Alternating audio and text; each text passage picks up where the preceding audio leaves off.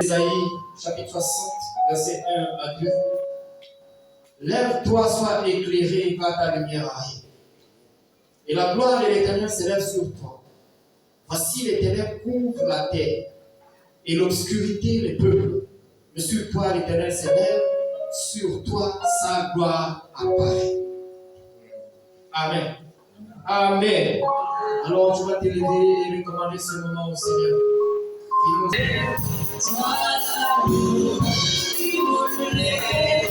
Nous venons t'élever dans tes cieux.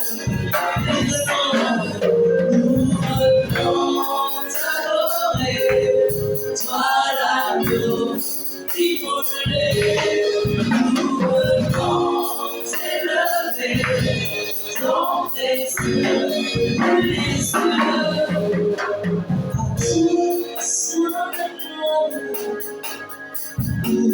Éternité, à toi soit la gloire.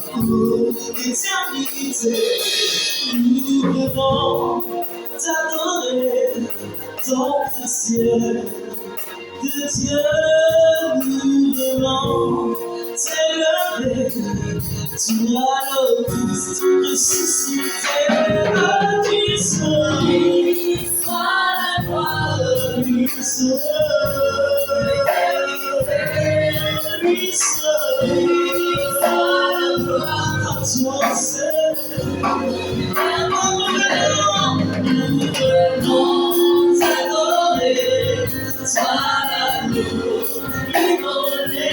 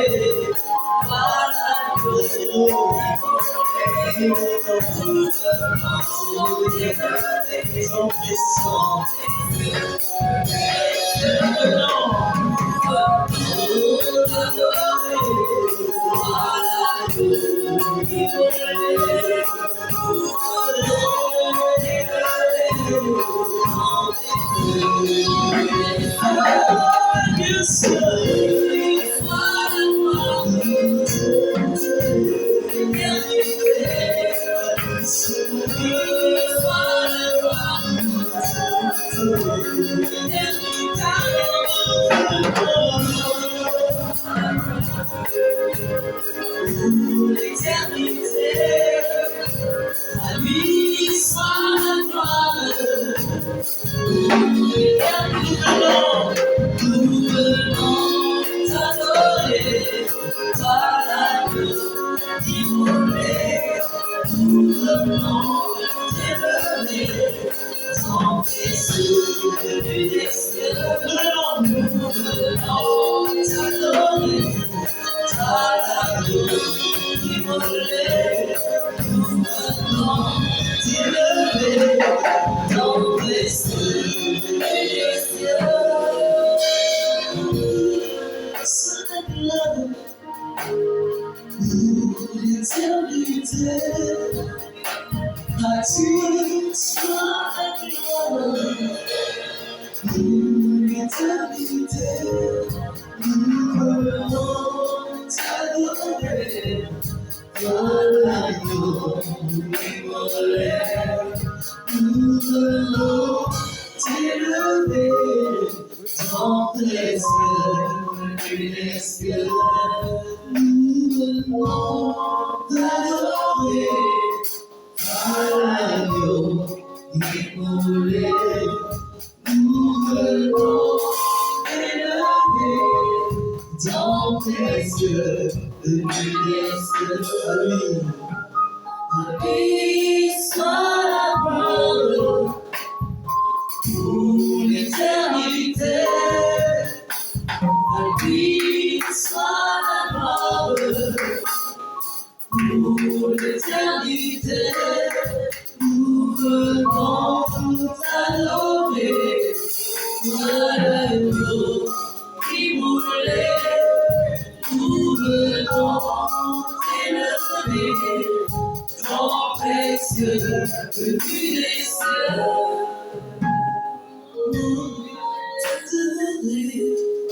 Toi l'agneau immolé, nous venons t'élever. Ton précieux venu des cieux, nous venons t'adorer. Toi l'agneau immolé, nous venons t'élever.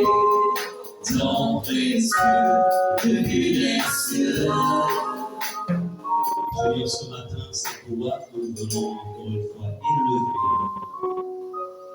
Tu es ce don précieux qui nous a été envoyé par le Père. Ce don précieux, Seigneur, qui a contribué, Seigneur, à la transformation de nos vies. Ce don précieux qui nous a apporté la nouvelle naissance. Ce don précieux qui a fait nous des co-héritiers avec toi, Seigneur. Merci, Seigneur. À toi soit le nom et la gloire. Au nom de Jésus. Amen. Je vais demander à ceux qui sont au fond de s'approcher. Comme ça, vous allez occuper les premières places. Maintenant, les retardataires pourront occuper les places au fond. Voilà, ça permet d'être compact. Gloire au Seigneur. Alléluia.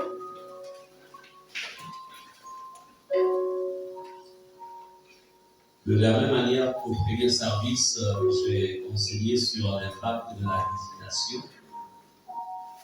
Je vais aussi échanger, donc partager aussi le même message sur l'impact de la visitation des rives. Nous nous préparons donc à des temps particuliers où nous allons donc recevoir le pasteur Larry, qui est le président, qui est le secrétaire général de la famille Réma Afrique du Sud aussi, qui assure aussi la présidence aussi pour la gestion des églises affiliées à Réma hors d'Afrique du Sud, donc sur le plan international. Alors, sa présence ici va être une source de motivation. Sa présence ici va créer quelque chose dans les vies. Donc, c'est pourquoi, en fait, ce matin, il était, ou je dirais, il est important que chacun, en fait, saisisse et comprenne, en fait, qu'est-ce que le Seigneur a prévu pour chacun d'entre nous pendant ces moments. Qu'est-ce qu'il a prévu? Pourquoi je ne dois pas rater ces moments? Pourquoi? Qu'est-ce que la visitation, en fait, dans la Bible, quand on voit la Bible, lorsque Dieu visitait quelqu'un, en fait, qu'est-ce que cela créait dans la vie de ces personnes?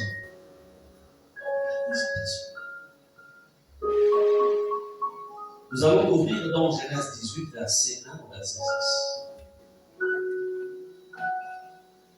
Genèse 18, verset 1 au verset 6. Nous allons donc lire ce qui suit dans Genèse 18, verset 1 à 6. L'Éternel lui apparut parmi les chaînes de Mamré. Ici, c'est Abraham. Comme il était assis à l'entrée de sa tente pendant la chaleur du jour, c'est deux, il leva les yeux et regarda. Et voici, 3 hommes étaient debout près de lui. Quand il les vit, il courut au-devant d'eux, depuis l'entrée de sa tente, et se prosterna en terre. Et il dit, Seigneur, si j'ai trouvé grâce à tes yeux, ne passe-moi. Je te prie, loin de ton serviteur. Permettez qu'on apporte un peu d'eau pour vous laver les pieds et reposez-vous sous cet arbre. Je vais prendre un morceau de pain pour fortifier votre cœur. Après quoi, vous continuerez votre route. Car c'est pour cela que vous passez près de votre serviteur. Ils répondirent, fais comme tu l'as dit. Verset 6. Abraham alla promptement dans sa tente vers Sarah. Il dit, vite, 3 mesures de fleurs de farine et fais des gâteaux. Verset 8. Il prit encore de la crème et du lait avec le veau qu'on avait apprêté et il les mit devant eux. Il se tint lui-même à leur côté sous l'arbre et ils mangèrent. Verset 9. Alors il lui dit, où est Sarah, ta femme? Il répondit, elle est là, dans la tente. Verset 10. L'un d'entre eux dit, je reviendrai vers toi à cette même époque. Et voici Sarah, ta femme, aura un fils. Sarah écoutait à l'entrée de la tente qui était derrière. Et bien, nous avons ici, en fait, ce que produit la visitation de Dieu dans la vie de Dieu. Comme je le disais au premier culte, Dieu est présent avec nous en tout temps. Mais il y a ce qu'on appelle des temps spéciaux. Les temps spéciaux, ce ne sont pas des temps qui se produisent en tout temps. Les temps spéciaux, on peut appeler ça un peu comme un timing de Dieu. Dans la notion du temps, il y a ce qu'on appelle, il y a le temps qu'on appelle en fait Kairos et Chronos. Par exemple, si vous posez la question, parce qu'il est quelle heure? En fait, là, il est 12h. Chronos. Par contre, le Kairos, c'est le temps que Dieu marque, le temps que lui-même, il a déterminé pour agir dans la vie de quelqu'un. Et ces temps que nous allons passer vont être considérés non pas comme le Chronos, comme on peut dire vendredi 19. Nous aurons une conférence à partir de telle heure. Ça, c'est pas le Chronos. Ces temps, il faudrait que vous les considériez comme en fait le Kairos, le temps marqué par Dieu, le temps choisi par Dieu pour accomplir quelque chose dans la vie de ses enfants, dans la vie de quelqu'un. Amen. Kairos, tu es en train de dormir. Tu as une journée trop compliquée. Mais à un moment de la nuit, le sommeil t'est retiré. Tu as l'impression que tu as des insomnies. En vérité, tu es dans le temps de la communion avec Dieu. C'est lui qui vient te retirer le sommeil pour que tu communies avec lui. Parce qu'il y a quelque chose de spécial qu'il veut te communiquer à cet instant même. Mais si tu te dis, je suis fatigué, et tu vas continuer, tu tournes sur le lit même pendant 30 minutes, 45 minutes, il n'y a plus de sommeil. Et puis à un moment, le sommeil revient. Tu viens de rater en fait la visitation. Ce n'est pas que c'est l'insomnie que tu as eu, c'est lui qui t'a retiré le sommeil parce qu'en fait, il veut passer du temps avec toi. Il a quelque chose qu'il veut te transmettre. Il y a un message qu'il veut te donner. Il y a certainement quelqu'un qui est en danger quelque part. Et parce que tu restes un intercesseur de Dieu, il veut te donner un fardeau pour que tu intercèdes, pour éviter un accident quelque part. Alléluia. Amen. Le Kairos. Je voudrais que pendant ce moment, vous soyez sensibles au Kairos. Ce n'est pas un simple programme. Ce n'est pas un simple programme. Ici, Abraham attendait depuis fort longtemps la promesse de l'arrivée de cet enfant. Pendant qu'Abraham était en pleine intercession, il priait, au point il était même découragé, il a dit à l'Éternel, il a dit, oh Éternel, il dit, celui qui sera mon héritier, c'est Eliezer de la... Donc Eliezer fait son serviteur, c'est lui qui va être mon héritier. Il dit non, ce n'est pas Eliezer qui sera ton héritier. Tu auras un fils qui sortira de tes mains. Alléluia. Abraham a vécu longtemps dans la dimension de la promesse. Il s'attendait à la promesse. Il a tellement attendu qu'à un moment même, Sarah était même découragée. Et à Sarah de lui dire, écoute, moi ma servante, certainement la promesse accomplira à travers cette servante. J'ai trop attendu. Mais Dieu, qui n'est pas un homme pour mentir, ni le fils de l'homme pour se repentir, savait qu'il y aura en fait un temps de visitation. Dieu le savait. Comme pendant 7 ans, par lesquels nous avons passé, ça va être des temps de visitation. Des temps de visitation.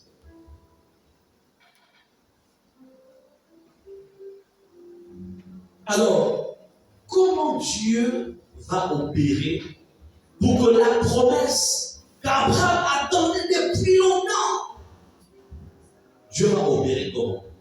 Il va opérer par le moyen, comme je disais, de la visitation. Dieu touche, il délève, voudrais-je dire. En fait, 3 anges qui prennent une forme physique, ils viennent avec des corps matériels, corps physiques. Abraham ne pouvait pas imaginer en fait que c'était en fait des êtres célestes qui avaient pris des formes physiques. Abraham ne peut pas imaginer ça. Mais Abraham, il a ce qu'on appelle la sensibilité. Et dans cette sensibilité, il avait compris le pouvoir de l'hospitalité. Que malheureusement, beaucoup d'enfants de Dieu ont perdu l'hospitalité.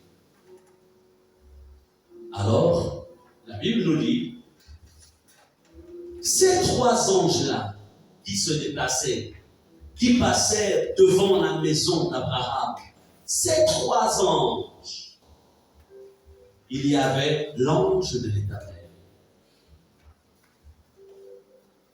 Dans la théologie, il y a un terme qu'on appelle la théophanie. C'est-à-dire, Christ Jésus,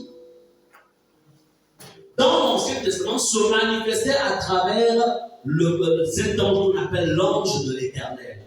Quand on voit dans la Bible l'ange de l'Éternel, en fait, c'est Jésus. Mais comme en ce temps-là, il ne peut pas de manière permanente rester dans ce corps parce qu'il fallait qu'il attende les temps marqués pour naître à travers la Vierge, comme vous connaissez la prophétie dans Isaïe. Donc, l'ange de l'Éternel faisait partie de ces 3 anges-là. Et c'est lui qui vient annoncer. En fait, Abraham devait poser un acte. Et qu'est-ce qu'Abraham va faire, puisqu'il est sensible? C'est un homme de prière. Tout homme de prière, toute femme de prière est extrêmement sensible à la pensée de Dieu. Extrêmement sensible. Amen. Un homme de prière, une femme de prière, ne laisse pas passer des situations sans comprendre ce qui se cache derrière la situation. Même si elle paraît en fait anodine, mais il va essayer de comprendre ce qui se passe. Quel est le message qui est caché derrière. Et Abraham, qui stoppe. La Bible ne dit pas que ces 3 anges allaient chez Abraham. Non. Les anges passaient devant la maison d'Abraham. Et d'ailleurs, ils n'avaient pas la forme des anges, ils n'avaient pas les ailes. Donc, c'était en fait des passagers. La Bible nous dit, Abraham les arrête. Il a dit non. Certainement, c'est votre voyage qui est long. Vous ne pouvez pas passer devant moi comme ça. Arrêtez-vous. Je vais vous donner à boire et à manger. Il y a des miracles, il y a des exaucements, il y a en fait une manifestation de l'action de Dieu qui se passera dans notre vie pour le simple fait d'avoir donné un verre d'eau à quelqu'un. Le fait d'avoir donné du pain à quelqu'un, sans que vous ne le sachiez. Pas forcément quelqu'un que tu connais, parce qu'Abraham ne le connaissait pas, il n'était pas de la contrée. Abraham avait compris que ces gens-là venaient de loin. Mais Abraham ne savait pas qu'en vérité, ces 3 personnes-là, en fait, ils portaient la réponse à sa prière. On va dire même, ils portaient la clé de la promesse, parce qu'en fait, la promesse a déjà été faite depuis. D'où je dis au premier culte, dans quel état d'esprit vous allez aborder ces temps de conférence? Et je disais, Dieu n'a pas besoin, en fait, de plusieurs jours pour exaucer quelqu'un. Quand il s'est retrouvé devant le tombeau de Lazare, il n'a pas pris 24 heures pour que Lazare revienne à la vie. C'était juste quelques minutes. Il a dit, Lazare, sors! Juste cette parole. Et la mort a relâché Lazare. La vie a pris place. Bien aimé, le Dieu que nous prions est un Dieu de puissance. C'est un Dieu de gloire. C'est un Dieu, en fait, qui ne fonctionne pas selon nos calculs humains. C'est pourquoi si tu es dans la dimension de calcul, tu vas rater Dieu. Alléluia. Bien donné. Ils ont donné à manger. Ils ont mangé. Abraham a payé un prix. Il est rentré, ça dit qu'il a pris dans ses économies. Aujourd'hui, on dira, il a dit en fait, à l'un de ses enfants, on va dire, va acheter de quoi manger, on va faire un repas. À l'époque, bon, c'était dans le monde, on va dire, dans le monde, c'était des éleveurs, etc. Donc, le monde de l'élevage, donc facilement, on allait derrière la maison, il avait tout un cheptel, donc il pouvait toucher, ensuite aller prendre, et puis prendre le veau, bien le corps, la poule, couper, l'égorger, puis préparer, etc. Mais aujourd'hui, c'est plus le cas. On va dire, bon, j'ai quand même quelques économies, bon, on va aller se faire rapidement un marché, et puis on va, voilà. Soit, bon, on ne bouge pas, bon, on va aller à KFC ou bien on ne sait pas, rapidement, il faut qu'il mange.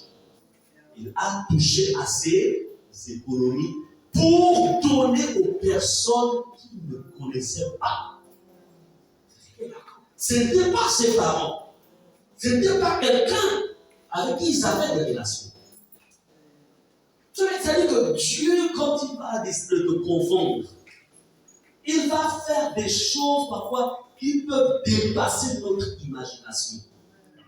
C'est pourquoi, encore une fois, je reviens sur ce qu'on appelle, en fait, être un homme, une femme de prière. Il y a des opportunités, encore une fois, de grâce. Il y a des opportunités d'élévation. Il y a des opportunités, en fait, de miracles. En fait, que beaucoup ont laissé passer parce qu'ils ont fonctionné avec l'esprit calculateur. Dieu est au-delà, en fait, des calculs humains. Lorsque nous serons dans quelques jours dans ce programme, et il viendrait vous voir. Un étranger, un homme de Dieu qui vient de notre pays, qui sera là. Il y aura un parterre d'hommes, un parterre de femmes. Il y aura une certaine émulation. Est-ce que derrière ce mouvement, derrière derrière cette organisation, est-ce que vous allez voir Dieu derrière, qui vient vous visiter, qui vient vous donner quelque chose?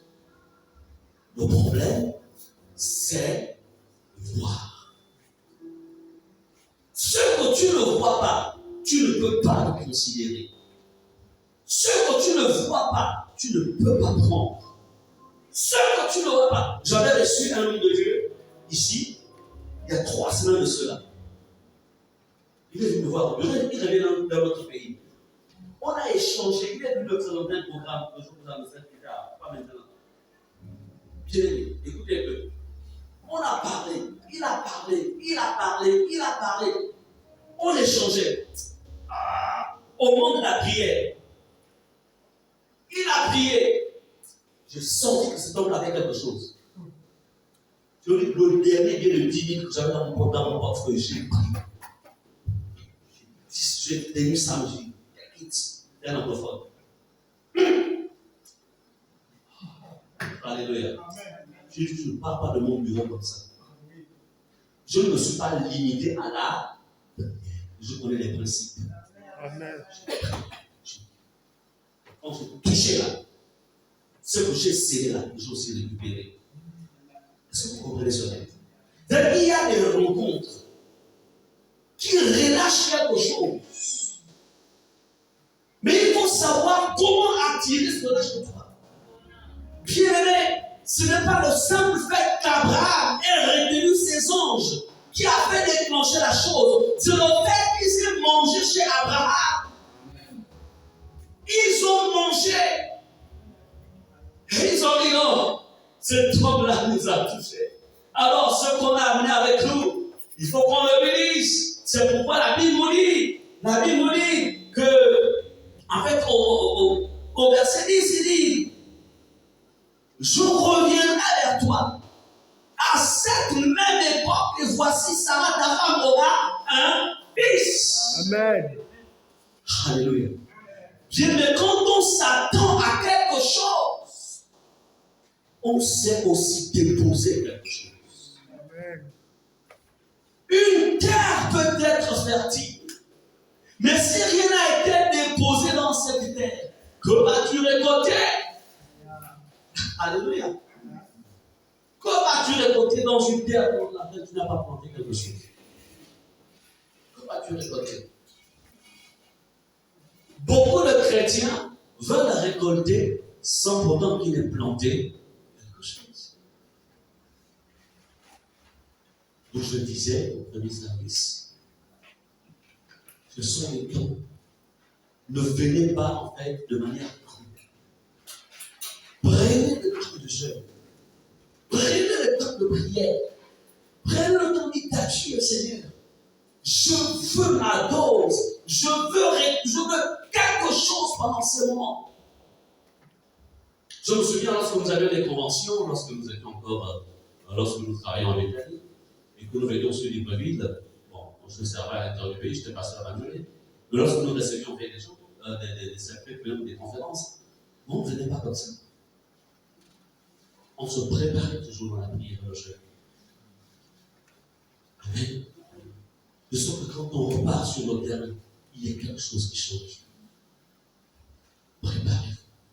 Que cette semaine soit une semaine de préparation spirituelle. Et Seigneur, je veux ma dose. Si je suis à un niveau 30 dans la prière, je veux monter au niveau 90 au nom de Jésus. Si je suis au niveau 50 dans la sanctification, je monte au niveau 100 dans la sanctification. Si je suis, Seigneur, au niveau 20 dans le domaine des affaires, je veux monter au niveau 80 dans le domaine des affaires. Je veux voir ta gloire. Je veux voir ta gloire. Alléluia. Il faut avoir une soif. Lorsque tu n'as pas soif, qu'est-ce que Dieu peut étancher quand tu n'as pas soif de quelque chose? C'est la soif que Dieu vient en fait étancher. Le problème, c'est qu'il y a beaucoup qui n'ont plus soif. Plus soif. Les gens viennent bon parce qu'ils vont venir. On reçoit, on est en manif, etc. On reçoit donc Dieu, ça fait pas bon, ça fait 2 ans qu'on a eu notre programme à cause du Covid. Bon, on n'a plus eu un programme, ça revient. Et puis on vient, on est là dans des groupes, on travaille, etc. Et puis après, bon, waouh, on a trop dans la oh, mais c'était super bon, c'est vraiment. Vraiment que ça revient encore dans 2 ans, bien dans 1 an. Alléluia, glory to God. Ok. Mais là, je sais quoi après? Ne laissez pas passer Dieu à côté de vous. Amen. Laissez-le rentrer. Que tout ce qui vient avec cet homme, dès qu'il utilise là, vous savez, il dit, je prends cela au nom de Jésus. Je prends au nom de Jésus. Amen. Nous sommes des porteurs de grâce. Nous sommes des porteurs de dons. Nous avons quelque chose à l'intérieur de nous. Et quand on est invité quelque part, il y a une dose spéciale en fait qui s'accroît dans le mouvement, qui s'accroît dans le déplacement. La manière dont j'opère ici dans mon église, c'est différent de la manière dont je peux opérer ailleurs. Parce qu'en fait, dans la mission, il y a un plus que Dieu vient à ajouter. Amen. Donc, la manière dont il opère à Durand ne sera pas la manière qu'il va opérer ici. À cause du mouvement, il y a un plus que Dieu là. Il vient en mission. Avez-vous déjà vu quelqu'un qui va en mission sans pourtant que dans ses bagages, il y a en fait le contenu de sa mission? Non. Non. Bien aimé, nous irons, alors c'est dans 1 Roi 17, verset 8 à 15.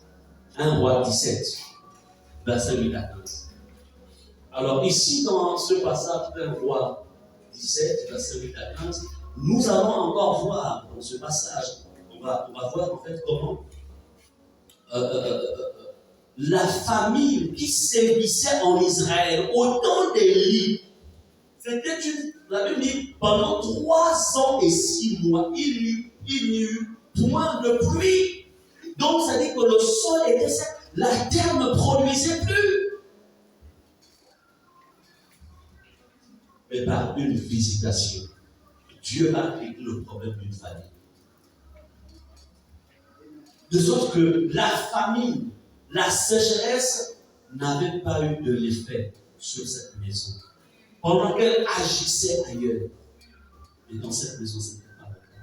À cause de quoi? De la sensibilité du chef de famille de cette maison. Vous ne pouvez pas imaginer combien de fois votre sensibilité peut épargner la mort dans votre maison, dans votre famille. Lisons 1 Roi 17, 8 à 15. Il est écrit, alors la parole d'Éden lui fut adressée en ces mots. Lève-toi, va à Sarepta. Il s'adresse au prophète Élie, qui appartient à Sidon. Et le leur là, voici, j'ai ordonné à une femme veuve de te nourrir. Et il ne dit pas, j'ai ordonné à un ministre de la République de te nourrir, ou un directeur de notre pays à une femme veuve, pour démontrer en fait sa puissance, en fait, sa capacité, de sorte que là où rien n'existe, il attire l'existant. Il se leva et il alla à Sarepta. Comme il arriva à l'entrée de la ville, voici, il y avait là une femme veuve qui ramassait du bois. Il l'appela et dit, va me chercher, je te prie, un peu d'eau dans un vase, afin que je boive. Et il alla en chercher. Il l'appela de nouveau et dit, apporte-moi, je te prie, un morceau de pain dans ta maison, dans ta main plutôt.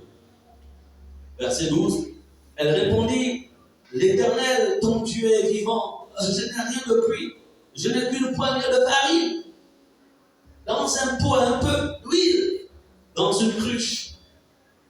Et voici, je ramasse 2 morceaux de bois, puis je rentrerai et je préparerai cela pour moi et pour mon fils. Nous mangerons. Après quoi nous mourrons. Élie lui dit, ne crains point, rentre, fais comme tu as dit. Seulement prépare-moi d'abord avec cela un petit gâteau et tu me l'apporteras. Tu en feras ensuite pour toi et pour ton fils. Verset 14. Car ainsi parle l'Éternel, ton Dieu, le Dieu d'Israël. La farine qui est dans le pot ne manquera point, et l'huile qui est dans la cruche ne diminuera point, jusqu'au jour où l'Éternel fera tomber de la pluie sur la face du sol. Verset 15. Elle alla et elle fit selon la parole d'Élie. Et pendant longtemps, elle eut de quoi manger, elle et sa famille, aussi bien qu'Élie. Amen. Voici comment une famille, on va dire une crise financière, une crise économique, une crise dans une famille. Voilà comment une crise va être réglée par la visitation, surtout la sensibilité de cette femme. Il y avait la famille. Même au niveau du marché, il n'y avait plus rien à acheter. Les prix avaient flambé. C'était une veuve. Elle n'avait plus de mari. En fait, il n'y avait que elle et son enfant. Et même là, dans nos greniers, il n'y avait plus de réserve. Il n'en restait juste qu'un peu d'huile et de farine. Et en vérité, il ne restait juste qu'un dernier repas. Mais cette femme était une femme de foi. C'était une femme de prière. Et comme Dieu est le Dieu de l'alliance, la Bible déclare que le Dieu des veuves et des orphelins, Dieu en fait a écouté la prière de cette femme. Comme beaucoup d'entre vous priez souvent en disant, oh Dieu, visite-moi.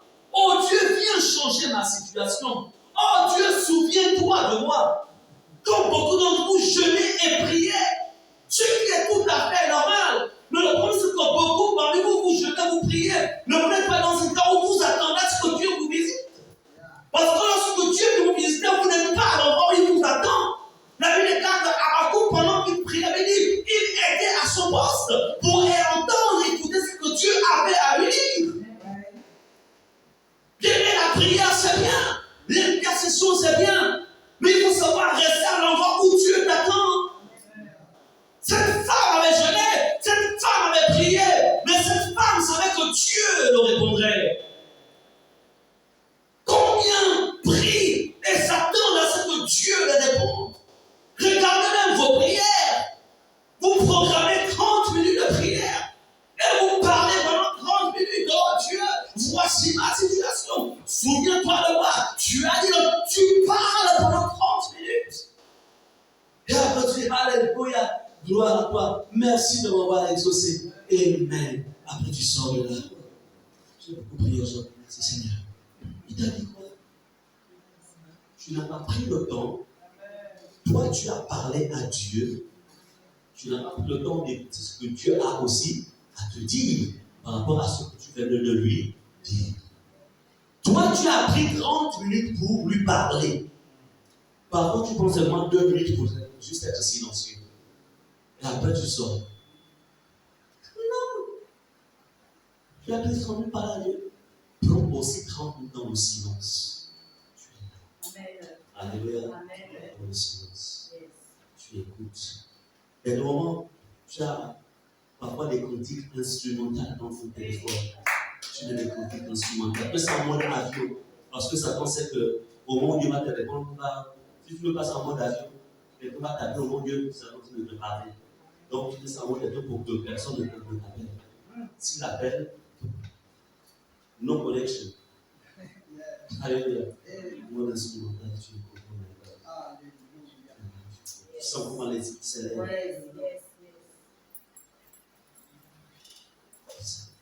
Sachez toujours vous attendre à Dieu. Cette femme s'attendait à Dieu. Voilà pourquoi lorsque Élie vient, même que lorsque la visitation, en fait, Dieu visite cette femme à travers qui? À travers le prophète. Quand Élie arrive, cette femme, en fait, réitère la situation. Parce qu'avec Dieu, il faut toujours parler. Cette femme savait que cet homme était l'homme de Dieu. Elle ne refuse pas. Elle ne dit pas, je ne vais pas le faire. Mais elle dit quand même, voici la situation. Mais par obéissance, je vais faire ce que tu me demandes de faire. C'est pourquoi elle commence en disant, l'Éternel est vivant. Pour dire, il est capable c'est-à-dire que du néant, il manifeste l'existant. L'Éternel est vivant. Je vais faire ce que tu dis. Elle l'a fait. Mais combien généralement parmi nous, combien au moment où Dieu veut te visiter, c'est là où tu dis, en fait, vraiment, parce que là je n'ai rien, je ne peux même rien donner. Vraiment, dans le programme, là en fait, j'ai même fait des calculs, bon, il y a le taxi des enfants, et puis après, il y a là on présente les raisons. Alors que c'est le moment même où Dieu veut faire quelque chose. Les choses sont passées ainsi. Puis il y a la famine. Cette femme n'avait plus de parents. Elle était abandonnée. Elle dit bien, c'est tout ce qui me reste. Quand on mange là, on meurt.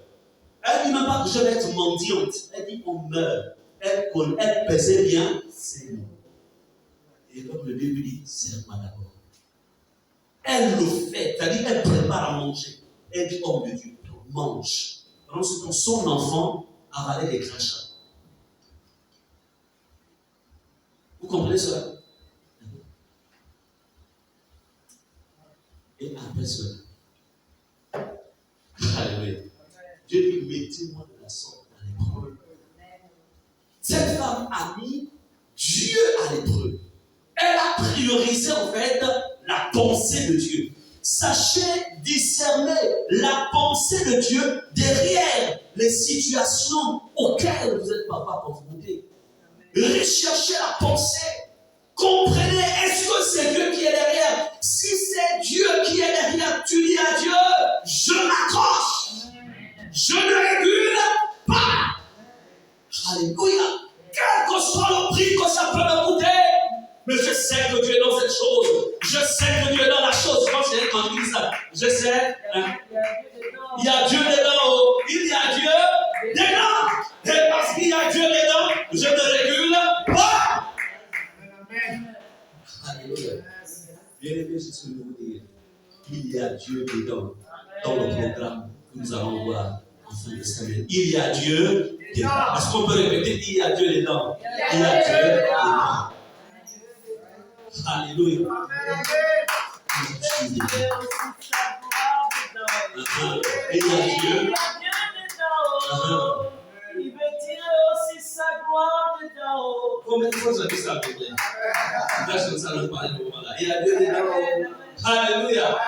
God is inside. Alléluia. Dieu est dedans. La femme a compris que non. Le prophète a dit à Dieu dedans. Quand elle a agi, la Bible nous dit, écoutez ce qui s'est passé aussi. Plutôt, verset 15, autant pour moi. Et elle alla, et elle fit selon la parole d'Élie. Et pendant tout le temps de la sécheresse, elle eut de quoi manger. Elle et sa famille, aussi bien qu'Élie. C'est-à-dire que la bénédiction était si abondante que la famille qui l'avait abandonnée se sont rappelés que dans la maison de notre parent, il y a à manger. Parce que la Bible ne dit plus elle et son enfant. La Bible dit ça. Donc elle avait quand même une famille. Donc dans les temps de pauvreté, les gens oublient que Dieu sont parents. Mais quand l'abondance arrive là, il y a un qui est là-bas. C'est le terrain. Est-ce qu'il y a envie, est-ce qu'il y a pardon, etc. Alléluia. La famille est venue. Vous ne pouvez pas imaginer.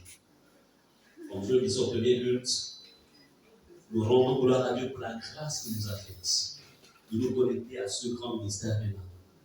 Beaucoup parmi vous auront l'occasion de vous déplacer, aller à Réma. Demandez à la diaconesse Maman Pierrette. Demandez à d'autres ceux qui ont fait des voyages avec nous, monsieur Joël. Ce ministère, c'est un grand ministère. Au Gabon, il n'y a pas de ministère aussi grand que celui-là. Il n'y a pas d'extension. C'est-à-dire que quand vous arrivez là-bas, ça c'est l'église. C'est-à-dire que c'est ce que nous on appelle ici ministère de rattachement au gouvernement. Et pas n'importe. Pas n'importe. C'est high. L'ancien société. C'est si pire qu'on ne passe pas l'expression aussi grand. Bien aimé, ces hommes-là ont cru. Cet homme de Dieu vient. C'est pas nous qui avons payé son billet. Et il ne se déplace pas comme ça. Le pasteur Larry, il est secrétaire de la famille. Et il ne se déplace pas. Il y a d'abord un comité de pasteurs qui se rassemble du bureau. Ensuite, c'est son tour qui décide s'il doit se déplacer ou pas. Et le pasteur Ray, qui est le président du ministère, lui-même, il accrédite. Et c'est alors qu'il peut le déplacer. Donc, il vient là, couvert et accrédité par tout le quota des pasteurs de la famille Réma en Afrique du Sud. Est-ce que vous êtes d'accord? Donc, quand Dieu touche les cœurs comme ça, quand Dieu touche les cœurs, ça veut dire quoi? Ça veut dire qu'il y a Dieu dedans. Alléluia. Et ce Dieu qui est dedans, qu'allez-vous faire? Vous allez rester à la maison? Ou alors, vous serez présent, même s'il y a couvre-feu, je viens. De toute façon, le programme commencera de 17h jusqu'à 19h30. Ensuite, on arrête. Il sera découpé en deux parties. De 17h à 18h, de 17h à 18h15. Première partie, avec une pause de 10 minutes. Ensuite, de 18h30 à 19h15. Deuxième partie du message. Ensuite, on coupe et on passe aux annonces, etc. Et c'est terminé. Alléluia. Ensuite, le dimanche matin, ça va être donc de 9h jusqu'à 10h45. On ne va pas dépasser 11h. Parce qu'après, il y a un autre programme avec lui-même. On n'aura qu'un seul culte le dimanche prochain.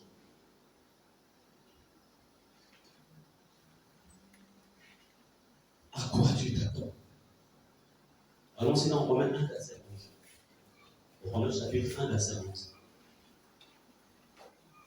Ici, nous allons voir maintenant, ici c'est l'apôtre Paul qui devait visiter l'église de Rome.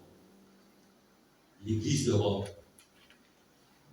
Et il dit ceci, car je désire vous voir pour vous communiquer quelques dons spirituels, afin que vous soyez affermis.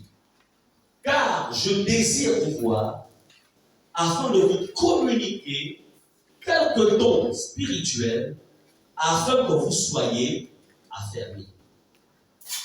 Qu'est-ce que ça veut dire? Ça veut dire que ici nous voyons encore combien de fois la visitation a eu un effet positif dans la vie en fait, de l'Église de Rome, des chrétiens de Rome. L'apôtre Paul qui décide de visiter cette communauté. Mais il dit, je viens vers vous, pas de manière naturelle. Je viens parce que j'ai quelque chose dans mes tripes spirituelles que je dois vous communiquer. C'est quoi? Je désire vous voir pour vous communiquer. Je voudrais vous dire qu'un enfant de Dieu a besoin à un moment de sa vie, en fait, d'une autre dimension spirituelle. Amen. Alléluia. Amen. Une autre dimension. Il y a dimension et dimension. Il y a dimension. Ça va même dans votre propre vie spirituelle. Parce que avant que je ne sois en bénédiction pour l'extérieur, c'est-à-dire pour vous, il faudrait que je sois d'abord, il faudrait que j'ai d'abord quelque chose en moi qui me nourrit personnellement. Et cette chose qui me nourrit, je peux maintenant la mettre à votre disposition. C'est pourquoi en fait la prédication de l'évangile, ce n'est pas en fait des simples théories qu'on exprime, qu'on partage. C'est une vie qu'on relâche. Une vie. Est-ce que vous comprenez cela? Une vie. C'est quelque chose. Lorsque tu n'as pas ça, qu'est-ce que tu vas partager? On a fait une délivrance ce vendredi. Et pendant qu'on était en train, dans le rapport que la personne nous a fait, il n'y avait pas le nom de son ancêtre, cet ancêtre-là. L'ancêtre, c'est le frère de son grand-père, qui ne vit plus. Quand elle avait, je commence ce témoignage pour vous dire un prophète, lorsque tu as quelque chose à l'intérieur de toi, en fait, cette chose, c'est-à-dire quand tu as quelque chose que tu as sur Dieu, bien sûr, comment ça, parce que ça travaille en toi, tu vas être une bénédiction pour les autres. Pendant qu'on est en train de faire la délivrance, à un moment, la voix de cette personne parle. La voix dit, je suis X. Elle m'a été donnée quand elle avait 6 mois. C'est X qui m'a donné. Donc, je gère toute sa vie. Vous savez, les parents, sœurs, filles, papa, les papas, écoutez, s'il vous plaît, si vos parents ne sont pas chrétiens convertis, cessez d'aller déposer vos enfants chez vos parents et dire, ils viennent pour les vacances. Je vous dis, c'est compliqué. Bref, j'aurai l'occasion de faire une prédication là-dessus. Donc, et lorsque cet esprit-là, à un moment, parce qu'on n'a pas cette information, puisque nous travaillons sur la base de certaines informations, on ramène la personne, je pose la question, est-ce que tu connais le nom de cette personne? Qui est cette personne? Ah, ma mère m'a souvent parlé de lui, mais c'était un grand-père, je ne l'ai pas connu. Je ne l'ai pas connu, mais elle me parlait souvent de lui. Ok, d'accord. Bref, c'est juste une parenthèse que j'ouvre. Pour dire un peu que la puissance de Dieu, la présence de Dieu, quand elle est en toi, quand il y a quelque chose en toi, c'est ce qui est en toi que tu relâches et que tu libères. C'est pourquoi, en fait, l'apôtre Paul ici savait que les chrétiens de Rome, à cause du type de combat, à cause du type de défi, chacun d'entre vous ici, vous avez des défis. Nous avons tous des défis. Mais nos défis sont différents. Mais chaque personne a un défi. Alors, l'apôtre dit, je désire vous voir, vous communiquer quelques dons spirituels, afin que vous soyez affermis. Sans la présence de ces dons spirituels en vous, vous ne serez pas affermis dans tel domaine. Donc, il y a des capacités spirituelles dont nous avons besoin, dont vous avez besoin, qui vont contribuer à votre affermissement. Voilà pourquoi cet homme de Dieu vient. Pour vous apporter quelque chose, pour vous affermir. Il y a des choses qui vont être communiquées. Il y a des dons qui vont être communiqués. Ça peut être le don de miracle. Ça peut être le don de foi. Vous savez, il y a une différence entre la foi et le don de la foi. La foi, c'est le monde à la foi générale. C'est-à-dire que tu t'appuies sur la parole de Dieu. Dans la Bible dit, on croit, je crois à cette parole. Mais le don de la foi, c'est différent. Donc, sur les dons spirituels. Le don de la foi, c'est-à-dire que c'est quelque chose que Dieu vient déposer en toi, qui fait en sorte que quand tu as le don de la foi, c'est-à-dire rien ne te résiste sur le chemin. Quand tu es lève, alors quelque chose se passe. Alléluia. La foi générale, c'est comme un généraliste. Mais le don de la foi, c'est une spécificité. Il dit, je désire communiquer avec le nom.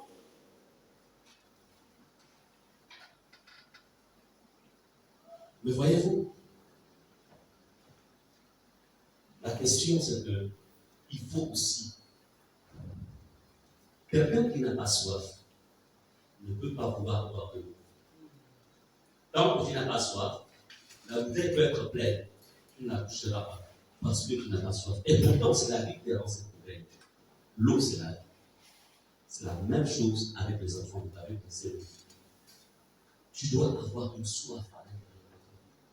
Si tu n'as pas soif, tu prendras ce programme comme un simple programme. Bon, on reçoit les hommes de Dieu, on s'est préparé, on s'est organisé, gloire au Seigneur, bénissons le Seigneur, alléluia, amen. Mais s'il y a la soif, comme je le disais, tu vas agir comme qui?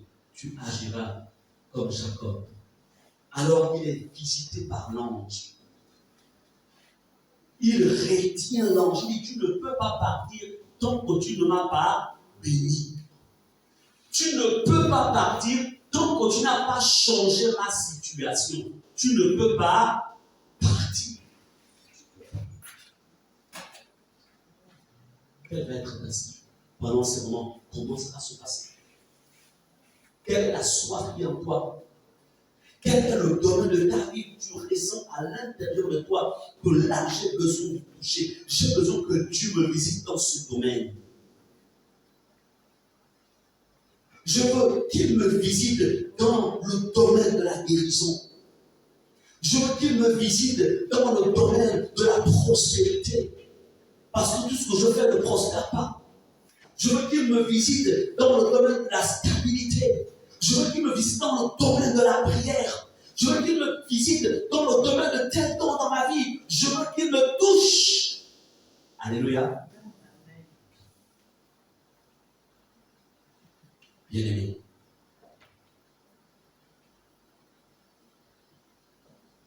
Ne voyez jamais derrière la présence d'un homme de Dieu. Vous savez, pourquoi Jésus n'a pas fait beaucoup de résurrections ou beaucoup de miracles dans certaines villes, nous le lisons dans les évangiles. Parce que certains voyaient en Jésus le fils de Joseph et de Marie. D'autres voyaient en Jésus juste un Galiléen. Dieu a dit quelque chose de bon de la Galilée de Nazareth. Mais ceux qui voyaient en Jésus le fils de Dieu, le Messie, ce sont eux qui recevaient en fait le miracle et qui en fait voyaient leur destinée changer. Comme je le disais au premier service, Dieu ne viendra pas à vous forcément sous la forme, c'est-à-dire dans une vision, quand vous avez prié, vous avez jeûné, il vient à vous sous la forme, dans une vision, il vient se révéler à toi. Il ne viendra pas sous la forme d'un rêve où il te parle, etc. Dieu parfois, il va prendre mon corps, il va prendre ma forme, je viens te visiter chez toi à la maison. Maintenant, il y a deux choses. Soit tu me reçois comme Jésus, ou tu me reçois comme un simple homme. Si tu me reçois comme Jésus, tu auras ta part. Mais si tu me reçois comme un simple homme, tu n'auras pas forcément ce qui était prévu pour toi. C'est pourquoi Jésus dit que à chaque fois que vous avez donné un verre d'eau à ce petit enfant, à cause de moi, en fait, cet amour a prouvé la vie. Vous comprenez cela? Bien-aimés, nous sommes dans les temps où Dieu a décidé de te visiter. La question, est-ce que tu es prête à recevoir? Préparez-vous, prépare-toi. Je te dis encore une fois, je me prépare à te visiter. Tu as tellement prié. es-tu prêt à te donner? La première chose que Dieu attend, c'est ton cœur. Ton cœur. La deuxième chose que Dieu attend, c'est que tu te donnes et que tu donnes. Tu donnes de ton temps, ta présence dans ce programme. La troisième chose, ensuite tu restes. À l'aube, alors nous sommes à l'aube de 2022. Waouh, quelle grâce. Quelle grâce. Parce que après ce programme-là, nous rentrons maintenant dans le programme de la préparatif de l'année 2022. Alléluia. Waouh. Comme c'est merveilleux. La question, est-ce que tu vas te préparer? Te préparer dans le jeûne et la prière. Prends un jour, entre demain lundi et jeudi, prends un jour où tu es dans le jeûne, tu dis Seigneur, je veux que tu viennes labourer mon être. Parce que les semences, les grâces, les faveurs qui viennent avec cet homme, je veux Seigneur que cela soit un plan de fond de moi-même. Amen. Il faut vous préparer. Préparez-vous dans l'esprit. Je rendais témoignage au premier service, je me souviens en 1995, nous tenions, c'était une conférence qui se passait derrière les hommes de Dieu. À l'époque, je suis encore pasteur à Anjolé. Nous montons sur Libreville avec le prophète Fletcher. Alors, on monte sur Libreville. La conférence, elle se passait, à l'époque, c'était le Calenté, à côté de lycée Lomba. Et il y avait le prophète Fletcher qui a animé une conférence. Il n'est plus, il est l'auteur du Seigneur aujourd'hui. Et c'était mon tour. Quand j'arrive devant lui, il prie, puis déjà il regarde dans les systèmes du prophète, il avait une capacité de lire, de voir des choses, et tout ce qu'il avait dit, des temps plus tard, cela s'est accompli chez lui seul, que ce soit dans le domaine de mon ministère. Alléluia. Par exemple, il dira, l'une des paroles de la Bible disait que la Bible sera ouverte non pas comme un livre, de sorte que je ne, dans le sens que je vais avoir une facilité de compréhension en fait des Écritures. Et je le vois dans mon ministère. Quand je dois par exemple préparer un message, je n'ai pas besoin de beaucoup de temps. La seule chose sur laquelle je veille, c'est plus d'avoir ma vie de prière. Quand j'ouvre tout de suite la Bible, je reçois la parole du Seigneur. Je sais ce qu'il faut donner. Et je sais que tout est. Mais c'était des choses que je n'avais pas avant. Quand j'étais en Dieu, ce n'était pas comme ça. C'est vrai, j'annonçais la parole, c'était. Mais c'était des choses qui étaient là, mais il y a eu un déclic en fait. Mais, laisse-moi vous dire, on avait jeûné, on avait prié. Déjà qu'à l'époque, on jeûnait beaucoup, on priait beaucoup. Ça ne veut pas dire qu'on ne prie plus aujourd'hui, on continue à prier. Donc, je vous rends ce témoignage pour vous dire que, en fait, lorsqu'on reçoit un homme de Dieu, c'est Dieu qui vient vers toi. C'est une visitation. Il vient avec quelque chose. Donc, soyez dans l'attente de recevoir. Si vous ne vous attendez pas à quelque chose, rien ne va se détacher de l'homme de Dieu pour venir se connecter à toi. Mais lorsque Dieu voit que tu t'attends à quelque chose, regardez un peu dans le livre des Actes. La Bible dit que Pierre et Jean, voyant, ils ont vu en fait estropier là, qui était assis devant la porte, voyant, en fait, ils s'attendaient à quelque chose. Alors, c'est alors qu'ils vont déclarer le miracle. Alléluia. Ils ont vu. Attendez-vous à quelque chose. Amen. Attendez-vous. Soyez là. Prenez des permissions déjà. Comme je dis au premier culte. Pour ceux qui travaillent, prenez des permissions. Pour ceux qui sont dans leur propre compte, fermez les magasins. Fermez vos affaires. Et ça, le programme commence vendredi à partir de 17h. Vous êtes là déjà. Vous travaillez jusqu'à 12h. Amen. Bon, maintenant, les étudiants, si vous avez les devoirs, passez chez les devoirs. Le devoir là, s'il y a le devoir, faites d'abord le devoir qui vient. Mais je pense qu'on peut faire le droit jusqu'à 17h. Jusqu'à 16h ou 17h, c'est comment? Donc,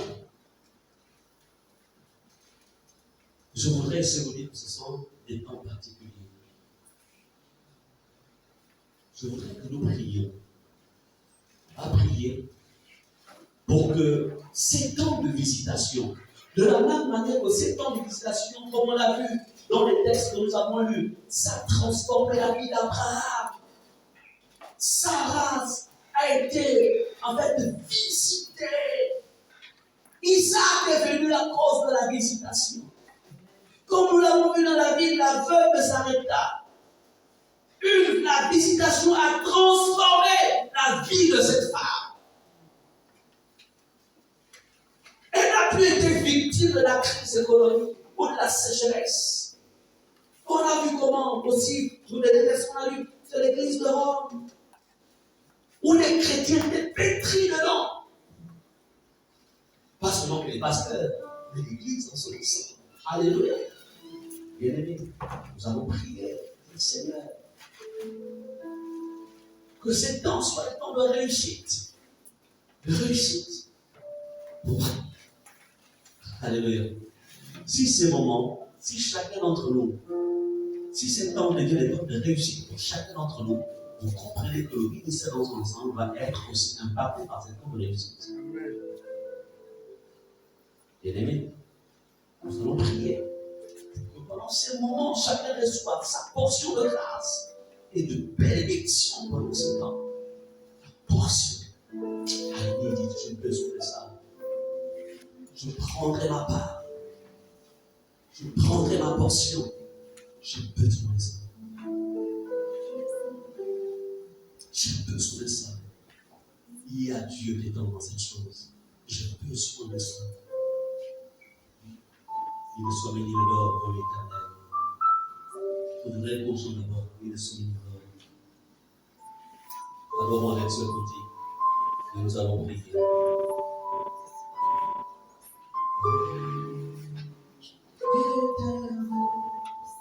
Grâce est mon réconfort, Père, je suis fidèle. Éternel. Il me sauve et il me donne, Père d'Israël. Éternel. Grâce est mon réconfort, Père, je suis fidèle. Éternel. Il me sauve et il me donne, Père d'Israël.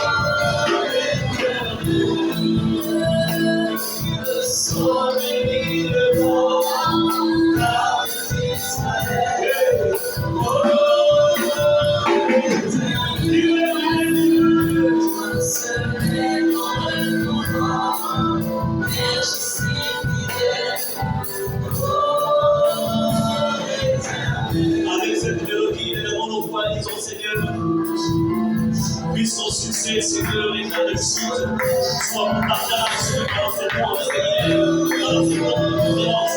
Tu peux bénir ta foi et parler à ton cœur maintenant. Si notre Dieu et notre Père, nous voulons encore élever notre Seigneur en faveur de cette conférence, Seigneur. Cette conférence, que nous considérons comme des temps de visitation, Seigneur. Des temps de visitation, des temps de visitation, des temps de visitation. De la même manière, Seigneur, qu'Abraham et Sarah ont été visités par toi. De la même manière, Seigneur, que leur déclenchement est venu, Seigneur.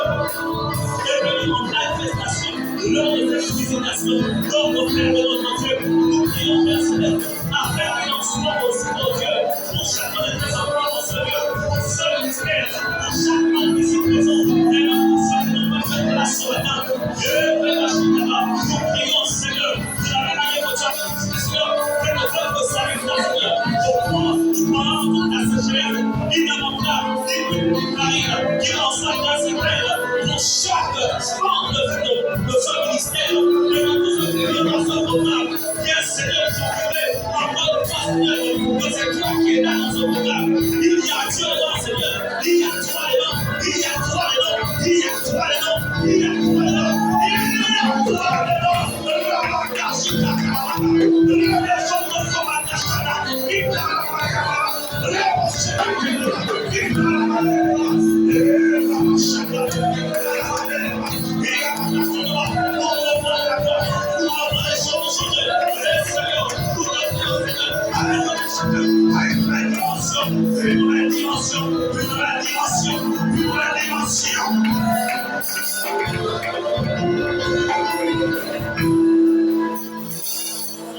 La dimension du toucher a une limite. La dimension du toucher, Yes, Lord. Yes, Lord. Yes,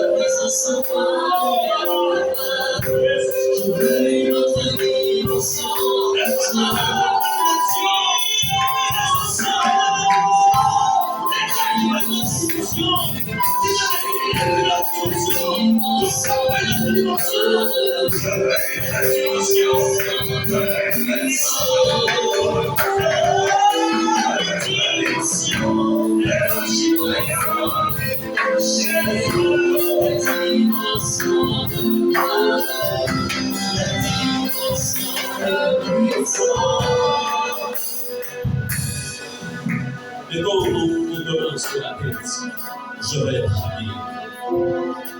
Oh, éternel, notre roi, je viens à toi au nom de Jésus. Ce sont des moments que tu avais déjà prédestinés d'avance, afin de nous les accomplir. Nous te présentons à la période de 2019 au 21.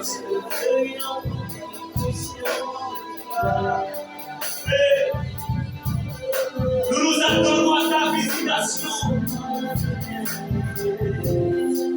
Voici, Seigneur, tes enfants. Voici, Seigneur, ton peuple. Voici, Seigneur, ton Église.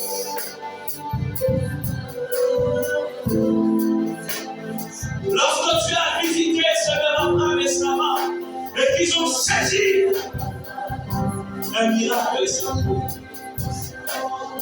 Seigneur, amène chacun d'entre nous dans ce lieu à saisir le miracle, à saisir la grâce particulière qui est attachée à la vie de ton serviteur, le pasteur et notre Seigneur.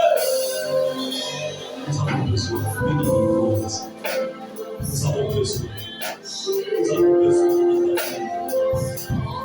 Nous refusons que ces moments soient l'accomplissement d'un simple programme. Seigneur, je t'en supplie que les portes spirituelles soient ouvertes pendant ce moment sur ce ministère, que les portes spirituelles des cieux soient ouvertes, Seigneur, sur Epata pendant ces temps. Mon Dieu, que Epata devienne pendant ce moment le quartier général, Seigneur, de ta présence, le quartier général de ta présence, le quartier général de ta présence. Je te prie, oh Dieu, quelque chose.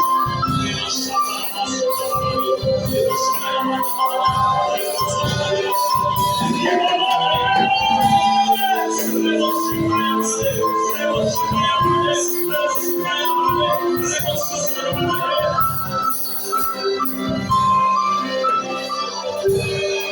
Oui, Seigneur, c'est toi qui avais couvert nos chefs de ta présence. Alors que le reste de l'Égypte était couvert de plaie, mais Goshen était préservé parce que tu en avais fait ton quartier général. Merci Seigneur parce que sur tes attaques, Seigneur, tu Seigneur cette petite de superficie, tu en fais ton quartier général. Nous te le demandons dans le nom précieux de Jésus. Je déclare, Père Céleste, que tous ceux qui viendront à ce programme seront touchés par ta main. Alléluia, seront transformés, seront guéris, seront visités. Qu'il y ait un toucher spécial, Seigneur, sur chacun d'entre eux, au nom puissant de Jésus. Que tout le monde soit béni, que tout le monde soit glorifié. C'est dans le nom de Jésus que tu as dit. Et comment on sera l'éternel? Garde-lui toute ta confiance dans l'énergie. Sinon, il va t'amener toute ta confiance au corps pendant ce moment et nous attendons ce que tu agisses. Sois glorifié, Seigneur. C'est dans le nom de Jésus que nous avons prié. Amen. Amen. Alléluia. Est-ce qu'on va acclamer au Seigneur?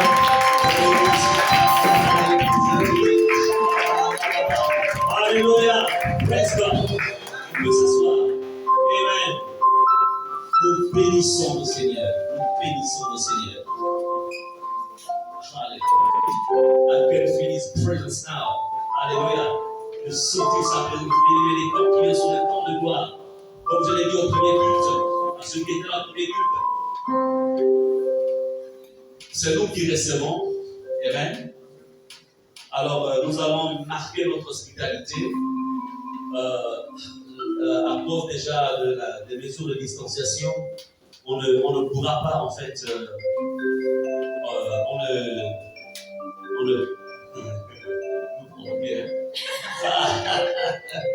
vous présentez ça.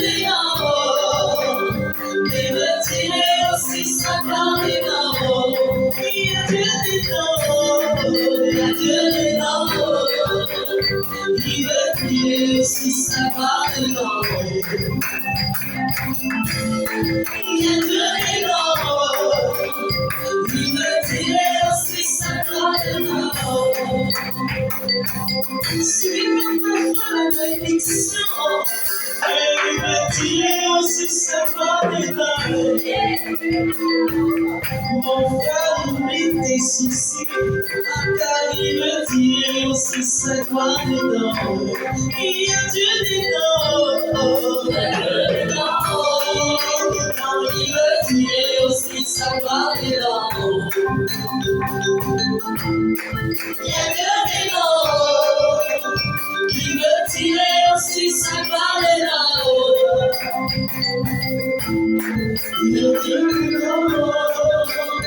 Il me dit aussi sa gloire dedans. Alléluia. Praise God. On peut l'acclamer.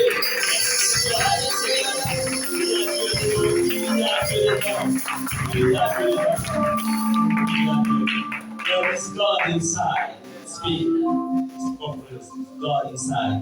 Vous allez traduire ça. On va se changer. There is God inside. Alléluia. Voilà, vous voyez donc Joël pour la traduction de tout. Voilà. Ok. Merci pour ça sera. Bien. Donc nous serons, on va être assez nombreux. Déjà avec le nom des patards, déjà la salle est déjà saturée. Amen. Donc si déjà avec le des patards, on a mis 2 buts, vous comprenez que dans la conférence, c'est comme nous avons prévu une tente VIP à l'extérieur. Ça va être superbement fait. Et il y aura aussi un écran donc un écran plasma. Donc donc pour le direct. Amen. Donc là-dessus, quand on va aller, n'ayez pas peur, comment tout va bien se passer. Amen. Nous-mêmes à Kéro, au fond là-bas, il y a un câble qui est Internet qui a déjà été raccordé donc, au bureau. Donc pour au moins avoir, au lieu de travailler sur le Wi-Fi, parce que le Wi-Fi ça perd un peu la bonne qualité, là c'est vraiment le direct, le câble, donc ça va être superbement fait. Alors, je voudrais que vous, et là-dessus, le vendredi, donc l'homme de Dieu arrive le vendredi à partir de, avec le vol de Rwanda, je pense que le billet qui m'a envoyé, je pense que c'est 8 heures, comme ça, je vais vérifier. Bon, la vérité, c'est qu'en fait, la conférence, elle commence à partir de 17h pile. Alors, je peux quand même vous assurer que nous allons être nombreux parce qu'il y a d'autres. Vous savez, nous sommes 10 communautés donc, qui constituent la famille Réma. Donc, ils seront là. Tout à l'heure, à la fin du culte, tous les groupes vont rester parce que c'est le seul jour où nous allons simuler en fait comment les choses vont se passer vendredi. Amen. Donc, tous les groupes vont rester. Et quand j'ai déposé après annonce là, non, personne ne sort. Tout le monde reste. Ok? Personne ne reste. On sort. Donc, on reste pour la simulation. Bien. Alors, donc, donc l'intérieur, nous aurons aussi des hommes de Dieu qui seront là. Nous aurons des hommes de Dieu. Déjà, toute la première rangée là, ça va être les hommes de Dieu. Donc, les hommes de Dieu. Et certainement, il y aura encore une deuxième rangée qui va être les hommes de Dieu. Après, jusqu'au fond là-bas, ça va être les étudiants. Donc, les étudiants de l'Institut. Donc, première année, deuxième année, troisième année, jusqu'au fond. Maintenant, ce côté-ci, ça va être d'autres invités qui seront là. Donc, c'est pourquoi, nous qui sommes de la maison, vous serez donc sous la tente à l'extérieur. Amen. Donc, une tente VIP, bien sûr. Alors, vous savez, Dieu n'est pas limité par l'espace. Au premier culte, je disais que, je me souviens, j'étais jeune lorsque j'ai accepté Jésus. Je l'avais accepté en 1987. Mais je portais des lunettes. Je me souviens que cette année-là, j'avais déjà fait plusieurs mois. Il faut le temps que les parents, en fait, rassemblent l'argent pour acheter une autre paire de. Vous savez, le point avec les lunettes, c'est qu'en fait, quand vous avez commencé à les porter, alors il faut encore les porter. Bien. Alors, mais je venais d'accepter le Seigneur Jésus et j'étais myope en fait. J'avais une maladie dans les yeux déjà possédée. Alors, ça m'a pris des années comme ça. Et en mars 1988, ça me confère dans ma tête. Vous savez, quand vous avez quelque chose dans votre vie, ça reste marqué dans votre tête. Nous descendions, donc on était à Béthanie. Et à l'époque, Béthanie avait un tout petit temple. Il était à peu près d'une dimension comme celle-ci, petit temple. Et une fois, quand c'est plein à l'intérieur, vous êtes obligé d'être tout autour. Et moi, j'étais assis, j'étais nouvellement converti, j'étais assis en fait à l'extérieur du temple. Et le prédicateur du jour, c'était un samedi. Souvent les samedis, il y avait souvent des messages d'évangélisation. Et puis, il prêchait sur la guérison du monde. Alors, ça va, il est là. Je vais prier pour les malades. Moi, j'étais assis à l'extérieur, j'étais hors du temple. Il a dit, mettez vos mains sur la tête. Mettez vos mains là où vous avez mal. J'avais pris ma main, je l'ai mis sur mes yeux. Et après cela,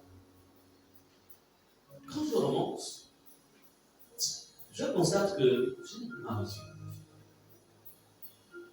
Alors, effectivement, je ne portais plus de tête. Je pense que j'ai ici des anciens chrétiens de Jolé, je ne porte pas les verres en Jolé, voilà. Donc, je portais plus de tête. Et ça a duré comme ça. Bon, là, Ces versets, ce n'est pas parce que j'ai la théorie que je m'observais. Non, non. Bon, c'est parce que, avec l'âge, il faut un renfort des cieux. Mais ce n'est pas la myopie. Je peux le sentir. Par exemple, là, sur mon appareil, Dieu me dit encore une fois, je me prépare pour visiter. Êtes-vous prêts à vous donner? Lèvons-nous et prions pour. Voilà. Donc, je prends les têtes comme ça. On dit en fait, je n'ai pas de myopie. Dieu m'a guéri de la myopie. C'est quand je suis en Afrique du Sud. Donc, je suis allé en Afrique du Sud, je pense en 1904. Donc, en 2009. C'est en 2008 que j'étais allé me faire consulter pour tout simplement un renfort pour ma capacité, vraiment de l'âge en même temps aussi. Mais ce n'est pas la myopie que j'ai. Amen. Mais ce que je voulais vous dire ici, c'était quoi? C'est en fait, il faut comprendre que même si tu es là, sous la tente, Dieu n'est pas limité par l'espace. Là, à l'extérieur, il te touche. Amen. Donc, Dieu, ce n'est pas la géographie. Dieu, c'est à l'intérieur. J'ai soif, je suis assis là dehors. Il viendra me donner en fait l'eau dont j'ai besoin parce qu'il est la source d'eau vive. Amen. Donc, il ne faudrait pas que vous soyez au dehors, mais je ne vais pas voir Dieu, je serai donc dehors. Oh, mais toi, ça me sert. Oh my God, je vais vivre désiré. Non, donc, il ne faut pas être comme ça. Amen. Il ne faut pas que ce soit passage. Il faut vraiment voir des choses au-delà du physique. Donc, maintenant, dimanche matin, nous ferons le culte. Il y aura un seul culte de 9h pile à 10h35. Est-ce que c'est compris?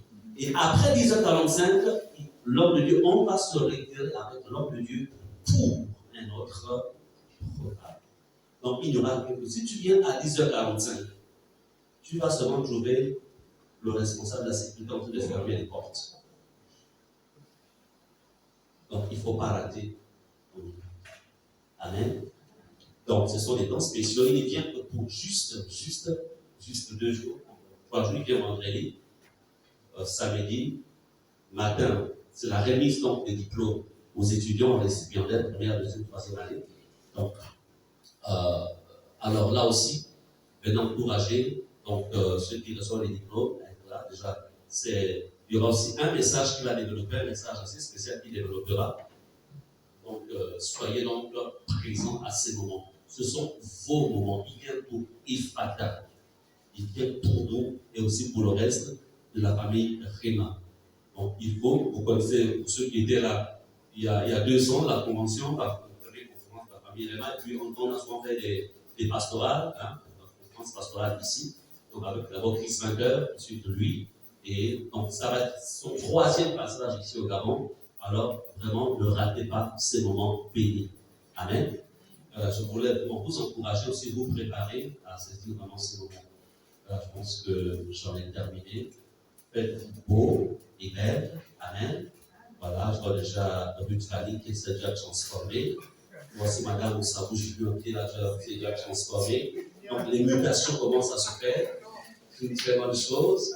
Les autres vont continuer à se muer pour faire apparaître la gloire de Dieu. Amen. Que Dieu vous bénisse.